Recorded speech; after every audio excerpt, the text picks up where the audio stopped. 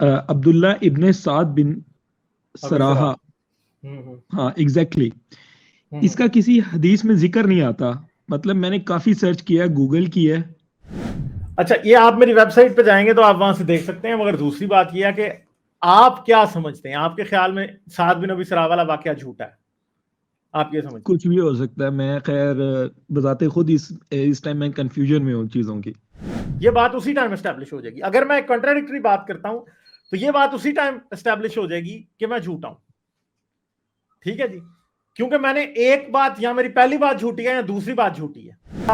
فتح مکہ کے موقع کے اوپر 6 لوگ جن کو قتل کرنے کا حکم دیا گیا تھا، ان کے اندر سعد بن ابی سرا کا نام تھا. ہاں جی بالکل صحیح.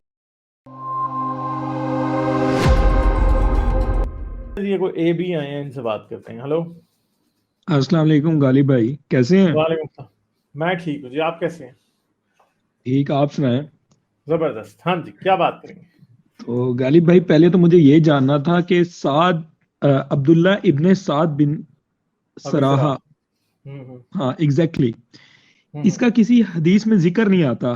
مطلب میں نے کافی سرچ کیا، گوگل کی ہے، بڑی جگہوں پہ پڑھنے کی ٹرائی کی ہے، بٹ پراپر کسی مولوی کے تھرو میں نے نہیں سنا کہ حدیث کچھ میں اس کا ایڈیشن ہوا ذکر ہے ہے، قرآن میں. حدیث میں اس کا ذکر ہے. نہیں، حدیث میں ذکر تو ہوگا، لیکن اتنے مولوی جیسے فار ایگزامپل مولانا طارق جمیل ہے. نہیں تو انجینئر نے تو بڑی بار اس کا ذکر کیا. انجینئر تو مشہور حدیث بھی سناتا ہے نا، وہ ڈھونڈنی پڑے گی آپ کو. نہیں، کافی بار ذکر ضرور کیا، لیکن کہیں یہ نہیں بتایا کہ اس نے کسی حدیث کے قرآن کے اندر ایڈیشن کی ہے. نہیں، وہ تو وہ ظاہری بات ہے، نہیں بتائیں گے نا. تو ہم یہ چیزیں کیسے جان سکتے ہیں؟ مگر نہیں، احادیث کے مگر اوپر اس تو کے یقین اندر کر نہیں سکتے. حدیث کے اندر یہ لکھا ہے کہ وہ مرتد ہو گیا، یہ لکھا ہاں، ہے. مرتد تک کی بات ٹھیک ہے آپ کی. ہاں تو پھر اب آپ کیا سمجھتے ہیں کہ آل دا وے حدیث ہی جائے گی؟ اور آپ کو جب پتا بھی ہے کہ نہیں، سیرت ابن obviously ہشام غالب جو بھائی ہے، کوئی ریزن بھی ہوگی نا مرتد ہونے کی. ہاں نا، تو وہ پھر ہم سیرت ابن ہشام پہ ٹرسٹ بخاری سے زیادہ کر سکتے ہیں نا. میں تو ہمیشہ کہتا ہوں، اگر کیونکہ ان کیس سیرت میں جو ہے کچھ وہ مولویوں کے سامنے بخاری سے پہلے ڈسکشن کی ہے. ہوگی ہے، وہ ابن ہشام کو مانتے ہی نہیں ہے، اب اس کے اوپر ہم یار وہ ڈسکشن نام، کیسے کر سکتے؟ ہمارا مسئلہ یہ نہیں ہے نا وہ نہ مانے. ہم تو بس وہ بات کر رہے ہیں جو کہ ان کی کتابوں میں لکھی ہے. آپ یہ نہیں مانتے تو نہ مانے، ہم کیا کریں گے؟ ہمیں یہ پتا ہے، دیکھیں حدیثوں میں اور قرآن میں اکثر آدھی بات لکھی ہوتی ہے اور اس کی ایکسپلینیشن جا کے پھر تاریخ میں ملتی ہے، اور تفسیر میں بھی اس کی ایکسپلینیشن مل جاتی ہے. اب آپ نے کیا کرنا ہے؟ ان کو منوا کے ہی چھوڑنا ہے. منوانے کے نہیں لیے کوئی ایگزیکٹلی. اور بات بھی ہوگی جس پہ منوایا جا نہیں، سکتا ہے. منوانا ضروری نہیں، لیکن خود ماننے کے لیے بھی تو ضروری ہے نا، کہیں نہ کہیں ہم نہیں ریڈ تو کریں پراپرلی. تو وہ تو میں نے آپ کو بتایا ہے نا کہ اگر اصول دیکھا جائے ہسٹوریکل، تو اس کے مطابق سیرت کی جو ویلیو ہے وہ بخاری سے بہت زیادہ ہے اصل میں، کیونکہ سیرت بخاری سے کم از کم بھی کوئی 40 سال پہلے کی ہے. جیسے کہ آپ نے پہلے بھی اپنی اسٹریمز کے اندر بتایا ہے کہ او بھیا ایک منٹ یار، آپ بات پوری نہیں ہونے دیتے، بیچ میں بولنے لگ جاتے ہو. میں صرف آپ کو جواب نہیں دے رہا، میں لوگوں کو بھی جواب دے رہا ہوں. ٹھیک ہے، سمپل سی بات یہ ہے کہ سیرت جو ہے وہ بخاری سے، سیرت ابن ہشام 218 ہجری میں لکھی گئی. ٹھیک ہے، وہ بخاری سے کم از کم 30 سے 40 سال جو ہے پہلے آتی ہے، اور سیرت کے اندر ان باتوں کا ذکر ہے. ٹھیک ہے، تو ہم بخاری کے اوپر سیرت کو اس لیے پریسیڈنس دیں گے کیونکہ وہ بخاری سے پرانی ہے، اس اور طرح اس میں غالب بہت بھائی سے ایسے واقعات ہیں جو کہ حدیثوں میں کمپلیٹ نہیں بتائے جاتے. پر غالب بھائی ایک اور سوال ہے. ہاں جی، اس ہاں جی. طرح دیکھا جائے تو بہت سے جو صحابہ تھے وہ منافق تھے. اچھا، تو احادیث میں وہی بتایا گیا جو کہ صحابہ نے بیان کیا. تو کیا آپ کو یہ بات، آپ یہ سمجھتے ہیں کہ سعد بن ابی سرا والا قصہ جھوٹا ہے؟ نہیں، میں بس اوتھینٹیکیشن چاہتا ہوں اس چیز کی، کیونکہ مجھے تو کوئی آئیڈیا نہیں ہے. میں نے آپ سے سنا ہے اس قصے کے بارے میں، آپ اور میں میری نے ویب سائٹ پہ جائیں، ادھر میں نے پورے ریفرنسز کے ساتھ، حدیث کے ریفرنسز کے ساتھ بھی لکھا ہوا ہے. ٹھیک ہے، تو غالب میں بھائی نے وہی میں پورا لکھا ہوا ہے. غالب بھائی وہی بات کہہ رہا ہوں، کیونکہ بہت سے صحابہ جو ان سے تھے وہ منافقین تھے. تو میں بھی شاید کہ انہوں نے غلط انفارمیشن ہم تک پہنچائی. آپ کے پاس اس کی ریزن کیا ہے؟ کیونکہ بہت ساری حدیثیں جو جھوٹی ہیں اب تک بھی, آپ بالکل یقین نہیں کر سکتے حدیث کے اوپر. تو پھر آپ کس پہ کریں گے یقین؟ قرآن پہ. اچھا, تو قرآن سے آپ کو پتا چلے گا کہ عبداللہ بن سعد بن ابی سرا کون تھا؟ نہیں پتا چلے گا. تو پھر آپ کیا کریں گے؟ حدیث کی طرف جاؤں گا. اب یہ ہے تو کہ پھر کچھ اوتھینٹک ہے, کچھ اوتھینٹک نہیں ہے. ایک سوال آ تو جاتا ہم ہے. اچھا, تو پھر کیا کریں گے آپ؟ obvious سی بات ہے, جو اوتھینٹک ہے ان کو ہم اٹھائیں گے, اور جو کہ اوتھینٹک نہیں ہے, جیسے کہ جو فار ایگزامپل ہے ہمیں لگ رہی ہیں کہ یار شاید اس میں ملاوٹ بھی ہو سکتی ہے. اچھا, تو پہلی تو بات ہے کہ سنن نسائی کی یہ حدیث ہے جس کے مطابق عبداللہ بن سعد بن ابی سرا کا پورا واقعہ سنن نسائی کی حدیث نمبر 4072 میں لکھا ہوا ہے. ٹھیک ہے,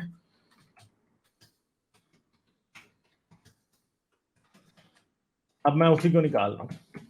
پہلی تو بات یہ ہے کہ سائے ستہ میں تو آ گیا نا. ٹھیک ہے, ایک سیکنڈ, کدھر گیا یہ؟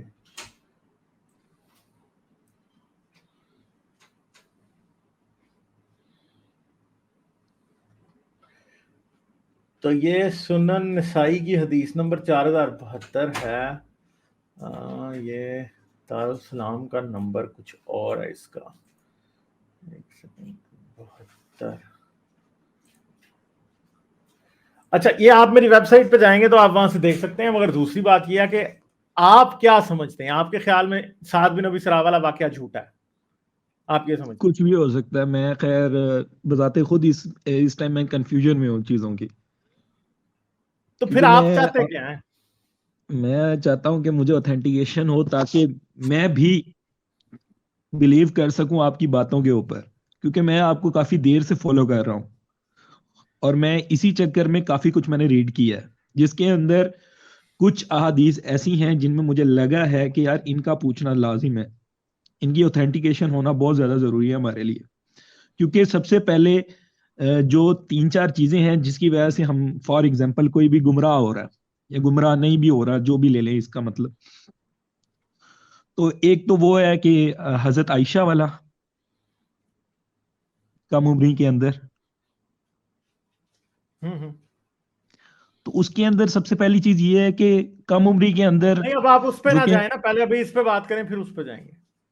اچھا چلیں ٹھیک ہے. اس کے اندر یہ ہے کہ اگر فار ایگزامپل احادیث کے اندر دیکھا جائے یا جن مولانا سے ہم نے دین کو سیکھا ہے ان کو لے کے چلیں, تو انہوں نے آج تک اس کے اوپر ذکر نہیں کیا سوائے انجینئر عمران کے علاوہ. انجینئر عمران یا انجینئر محمد علی مرزا؟ محمد علی مرزا, سوری. اس کے علاوہ کسی اور نے اب تک کوئی ذکر نہیں کیا اس کے اوپر.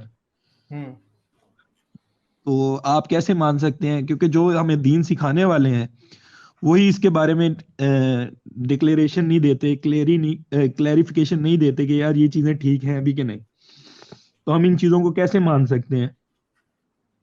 اور احادیث کے اندر بہت سے نبی پاک صلی اللہ علیہ وسلم کے دور کے اندر ہی وہ کہہ رہے تھے کہ انہوں نے کہا تھا کہ بہت سے لوگ ایسے ہیں جو کہ منافقین ہیں جن کو میں بیان نہیں کر سکتا لیکن وہ ہیں.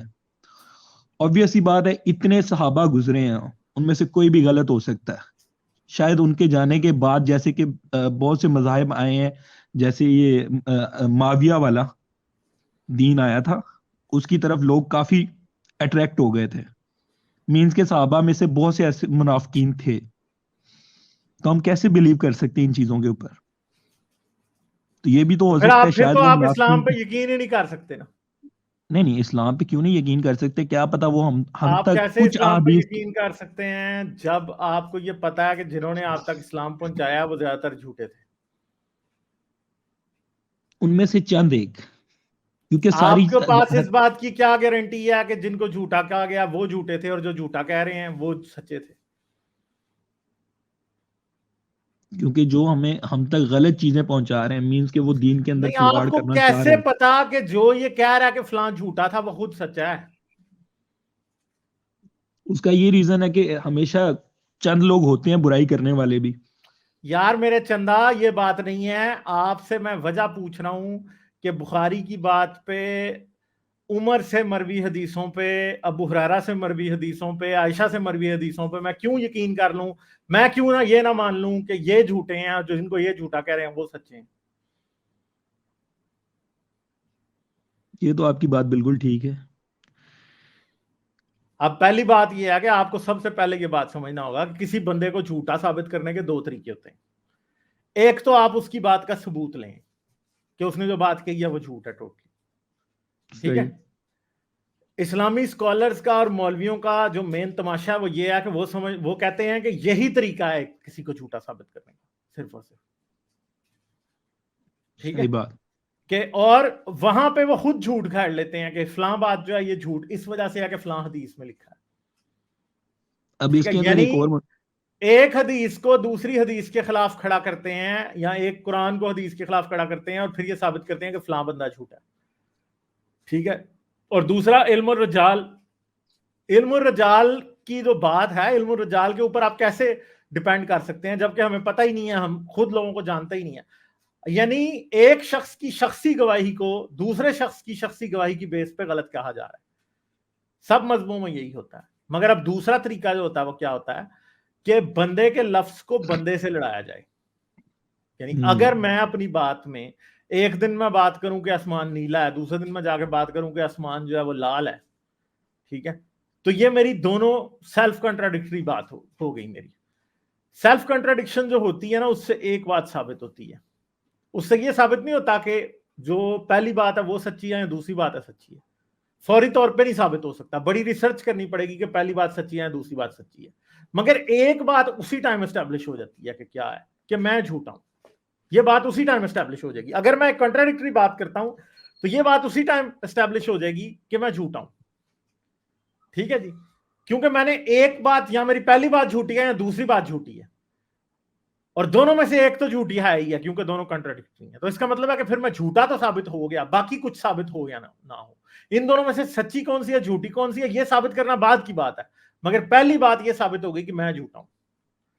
یہ اپروچ اسلامی تاریخ پہ، کرسچن تاریخ پہ، ہندو تاریخ پہ، کسی کے اوپر بھی لگائی جا سکتی ہے. دنیا کے کسی بھی معاملے میں جب ایک انسان اپنے آپ کو کانٹراڈکٹ کرے یا ایک کتاب اپنے آپ کو کانٹراڈکٹ کرے تو وہ کتاب اس پوائنٹ پر جھوٹی ثابت ہو جاتی ہے. قرآن یہ چیز بار بار کرتا ہے. ٹھیک ہے. قرآن جیسے ایک جگہ کہتا ہے جب شراب پیے تو نماز کے قریب نہ جاؤ، دوسری جگہ کہتا ہے شراب حرام ہے. اب قرآن اپنے آپ کو کنٹراڈکٹ کر رہا ہے یہاں پہ. اس سے یہ ثابت ہو جاتا ہے کہ قرآن ایک جھوٹی کتاب ہے. پہلی بات یہ ہے. اب دوسری چیز یہ ہے کہ حدیث پہ آ جاتے ہیں.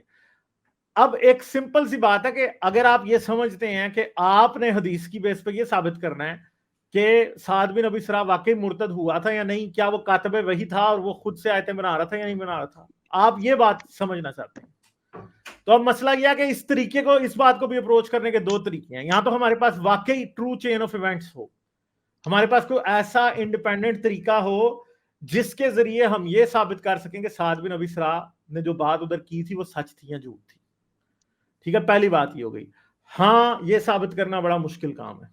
ٹھیک ہے. کیونکہ حدیث کے فریم ورک کے اندر ہمیں صرف شخصی گواہیاں مل رہی ہیں، ہمارے پاس کوئی آرکیولوجیکل ایویڈنس نہیں ہے، کوئی ایسا دوسرا ایویڈنس نہیں ہے جو کہ بائس سے پاک ہو. کیونکہ شخصی گواہی جو ہوتی ہے یا پرسنل ٹیسٹیمونی جو ہوتی ہے، جیسے کہ اب دیکھیں حدیث پوری پرسنل ٹیسٹیمونی پہ بیس ہے کہ علی نے فلانے کو بتایا، فلانے نے ڈھمکانے کو بتایا، ڈھمکانے نے ڈھمکانی کو بتایا، ڈھمکانی نے پھر فلانے کو بتایا، اور فلانے نے بخاری کو بتایا، بخاری نے لکھ لیا.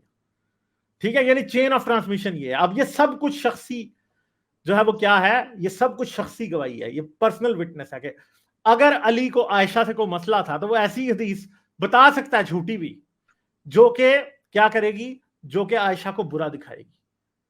چلو علی کو نہیں مسئلہ تو علی نے جس کو وہ حدیث بتائی تھی اس بندے کو مسئلہ ہے کوئی عائشہ سے تو وہ غلط بتا دے گا. اس سے اگلے کو مسئلہ. یعنی ایک بات ہے کہ اگر چین آف ٹرانسمیشن میں 7 لوگ ہیں تو 7 لوگوں کی جب بائس آپس میں ملٹی پلائی ہوتی ہے تو اس سے نکلے گا کیا. یہ یاد رکھیے کہ ان 7 میں سے 7 نے اگر ایگزیکٹلی سچ بھی بولا ہے تو وہ سچ بھی موڈیفائی ہو سکتا ہے کیونکہ وہ بائسڈ ہوتے ہیں لوگ. ٹھیک ہے. تو پہلی بات تو یہ ہے کہ چین آف ٹرانسمیشن کے ذریعے حدیث کو ٹرانسمٹ کرنا دنیا کی سب سے بڑی بونگی ہے. ہسٹوریکل نیریٹو یا ہسٹوریکل جو پرنسپلز ہوتے ہیں ہسٹری پہ ریسرچ کرنے کے، اس کے اندر شخصی گواہی کی ویلیو زیرو ہوتی ہے جب تک اس کو کسی آرکیولوجیکل ایویڈنس کے ذریعے یا انڈیپینڈنٹ ان بائسڈ ایویڈنس کے ذریعے کنفرم نہ کیا جا سکے. پہلی بات تو یہ. اب دوسری بات یہ ہے کہ سعد بن ابی سرا والا جو قصہ ہے اس کو سچ مانے یا نہ مانے. تو بھائی بات یہ ہے کہ اس بات کو جھوٹا ثابت کرنے کے لیے بھی اور سچا ثابت کرنے کے لیے بھی دو وجوہات ہو سکتی ہیں. کیا ہمارا مقصد یہ ہے کہ ہم یہ دیکھیں کہ ہاں بھائی سعد بن ابی سرا والا قصہ سچا ہے یا جھوٹا ہے؟ ہاں ایک مسلمان کے لیے یہ بات بڑی ویلیو کی ہو سکتی ہے، مگر کیا میرے لیے یہ بات ویلیو کی ہے؟ تو مجھے آپ کو افسوس کے ساتھ بتانا پڑتا ہے کہ میرے لیے اس بات کی ویلیو زیرو ہے. کیوں زیرو ہے؟ اس کی بڑی سمپل سی ریزن ہے. اس کی ریزن یہ ہے کہ بھائی اللہ نے اتارا تھا قرآن ایک مکمل کتاب تھی، ٹھیک ہے، اور قرآن کے ذریعے مسلمانوں کی ہدایت کا مکمل انتظام کیا گیا تھا. مگر پرابلم یہ ہے کہ حضرت محمد کے مرنے کی دیر ہے، اور بلکہ اس سے پہلے بھی قرآن تو ہمیں کچھ ایکسپلین ہی نہیں کر رہا پراپرلی چیزیں. قرآن ہمیں یہ نہیں بتا سکتا کہ حضرت محمد کے والد کا کیا نام ہے، حضرت محمد کی والدہ کا کیا نام ہے، حضرت محمد کہاں پیدا ہوئے تھے، ہجرت کی تھی تو کس سن میں کی تھی، کچھ بھی قرآن ہمیں نہیں بتا رہا. تو اس لیے اگر آپ یہ سمجھتے ہیں کہ قرآن کی بیس پہ یہ ڈیسائیڈ ہوگا کہ کون سی حدیث سچی اور کون سی جھوٹی، تو مجھے آپ کو افسوس کے ساتھ یہ بتانا پڑے گا کہ یہ بات ہی سراسر جھوٹ ہے. ایسا ہو ہی نہیں سکتا، کیونکہ قرآن خود حدیث کا محتاج ہے یہ بتانے کے لیے کہ فلاں آیت فلاں وقت میں ایسے ایسے نازل ہوئی. تاریخ کا محتاج ہے کہ فلاں وقت فلاں آیت فلاں وقت میں اس طرح سے نازل ہوئی، اس کے یہ سرکمسٹینسز رہے جس کی وجہ سے نازل ہوئی. تو ایک بات یاد رکھیں کہ اگر ایک آیت ہے ہمارے پاس، دو آیتیں ہیں، جیسے سمپل میں نے پہلے اگزامپل دیا کہ جب تم نے شراب پی ہے تو نماز کے قریب نہ جاؤ، اور دوسری آیت وہ ہے کہ شراب حرام ہے، ٹھیک ہے. اب یہ دونوں آیتیں ہیں، اگر حدیث نہ ہو یا تاریخ نہ ہو تو ان دو آیتوں میں سے کون سی صحیح ہے اس کا فیصلہ نہیں کیا جا سکتا. اس لیے آپ کو یہاں سے ہی پتا چل جائے گا کہ قرآن جو ہے وہ حدیث کا محتاج ہے. حدیث کے بغیر قرآن ڈز ناٹ میک سینس، ہمیں یہ بات پتا چل جاتی ہے. اب پرابلم یہ ہے کہ اگر ہم یہ سمجھ لیں کہ قرآن وہ اینکر ہے جو کہ بڑا مضبوط ہے جسے اکھاڑا نہیں جا سکتا، تو ہمیں یہ بات سمجھ آئے گی کہ حدیث وہ تھوڑا ہے جس نے یہ اینکر ٹھوکا ہوا ہے، ٹھیک ہے. اور حدیث کو اگر ہم قرآن کے خلاف استعمال کرنا شروع کریں تو قرآن کی بنیادیں ہل جائیں گی، اور قرآن اٹ سیلف حدیث کا اتنا زیادہ کچھ بگاڑ نہیں سکتا. تو اب اگلی بات ہے کہ کیا سعد بن ابی سرا کا ذکر حدیث میں ہے؟ ہاں ہے. کیا حدیث میں یہ لکھا ہے کہ وہ مرتد ہو گیا تھا؟ بالکل لکھا ہے. مرتد ہو کے بھاگ گیا تھا؟ لکھا ہے. کیا فتح مکہ کے موقع کے اوپر 6 لوگ جن کو قتل کرنے کا حکم دیا گیا تھا ان کے اندر سعد بن ابی سرا کا نام تھا؟ ہاں جی بالکل صحیح حدیث کے مطابق یہ بات بالکل ثابت ہے. ہاں تو اب اس کی وجہ حدیث میں بتائی نہیں گئی کہ وہ کیوں مرتد ہوا تھا، تو پھر ہمیں ابن شام کی بات ماننی پڑے گی، یا ہمیں سورہ عراقی سیرت عراقی کی یا اوروں کی باتیں پھر ہمیں ماننی پڑیں گی کہ ہاں بھائی یہ کیا بات ہے، کیوں یہ ہوا تھا. تو کیونکہ اس کی الٹرنیٹ ایکسپلینیشن کہیں اور پہ دی نہیں گئی، اور مسلمان صرف اسے ڈاج کرنے کی کوشش کرتے رہتے ہیں. ہاں اگر وہ واقعہ جھوٹا بھی تھا تو بھائی اب یہ بات مسلمانوں سے ثابت ہو نہیں سکتی کہ وہ واقعہ جھوٹا تھا یا سچا تھا. یہ اگر اسے جھوٹا بھی کہیں تو وہ ثابت نہیں ہوتا، سچا بھی کہیں تو نہیں ثابت ہوتا. ایک بات مگر ثابت ہو جاتی ہے کہ مسلمانوں کی جو تاریخ ہے یا مسلمانوں کی جو انٹرپریٹیشن ہے قرآن کی، یا جو سارا کچھ ان کا جو نیریٹو ہے ایک ورلڈ ویو، وہ جھوٹا ہے. تو میرے خیال میں اسلام کو جھوٹا ثابت کرنے کے لیے اتنی سی بات کافی ہے کہ ان کا نیریٹو جھوٹا ہے، بس ختم ہوگی بات. تو غالب بھائی اس کے اوپر یہ بھی تو ہو سکتا ہے، کیا پتا اس کے اوپر وہی نازل ہوئی ہو. چلیں اس بات کے اوپر آ جاتے ہیں، بعد میں مرتد ہو گیا، اس میں کوئی بہت بڑی بات تو نہیں ہے. نہیں مطلب ہم وہاں پہ نہیں جائیں گے نا جو بات بنتی نہیں ہے، ہم وہیں پہ جائیں گے. یہاں تو ان کے تاریخی نیریٹو کو لے کے آپ اسے ایک دفعہ پکڑ کے اور اس کی بیس پہ چیزوں کو جھوٹا ثابت کریں، جسے انٹرنل کنٹراڈکشن کہتے ہیں، آپ وہ فائنڈ کریں. یعنی میں دونوں طرح سے بات کرتا ہوں. ایک میں آرکیولوجی کی بیس پہ بھی بات کرتا ہوں ہمیشہ کہ اسلام کی آرکیولوجی کے ساتھ یہ ایویڈنس مل رہے ہیں، تو یہ بات سچ ہے تو یہ جھوٹ ہوگی، ٹھیک ہے. دوسرا یہ ہے کہ پھر میں اسلامی نیریٹو کے اندر رہتے ہوئے سیلف کنٹراڈکٹری سٹیٹمنٹس کو لے کے اسلام کو کی غلطیوں اور یا جھوٹ کو آشکار کرنے کی کوشش کرتا ہوں. تو یہ دونوں میتھڈ اپنی اپنی جگہ پہ ٹھیک ہے، کوئی مسئلہ نہیں. لائک، شیئر اور سبسکرائب کرنا مت بھولیں. اس کے ساتھ ساتھ آپ میرے چینل کو پیٹریون پر سپورٹ کر سکتے ہیں.